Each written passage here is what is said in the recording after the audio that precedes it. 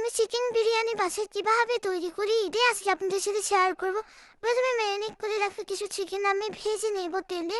ভাজা হয়ে গেলে এটি তুলে রাখবো। এরপর আমি এগুলো বেশ কিছু পেঁয়াজ কুচি দিয়ে দিব ফুটন্ত তেলে। এরপর হচ্ছে দালচিনি, এরপর সাদা ফল, কালো ফল, তেজপাতা এসব দিয়ে ভালোভাবে একটু ভেজে নিব। এরপর আমি দিয়ে দিব একটু লঙ্কার গুঁড়ো, হলুদের গুঁড়ো, তারপর দিয়ে দেবো আদা বাটা, রসুন বাটা। এরপর একটু মশলাটা কষিয়ে নিয়ে আমি মাংস দিয়ে দিব। বেশ কিছুক্ষণ কষিয়ে নিয়ে রান্না করবো। দেখুন কত সুন্দর লাল লাল হয়েছে। এ পর্যায়ে আমি হচ্ছে বিরিয়ানির চালটা ধুয়ে রাখবো। সাথে একটু কাঁচামরিচ আর একটু তেজপাতা দিয়ে রেখেছি। এরপর মাংসটা আমি উঠায় রেখে যে পাতিলে আমি মাংস কষাইছি সেখানেই আমি বিরিয়ানির চালটা দিয়ে খুব ভালোভাবে ভেজে নেব। এরপর ভেজে নিয়ে আমি এবার ভেজে নেওয়ার পর এক পর্যায়ে দেখবেন যখন এটি ঝাঁঝরা হবে তখন পরিমাণ মতো একটু গরম পানি দিয়ে দিবেন।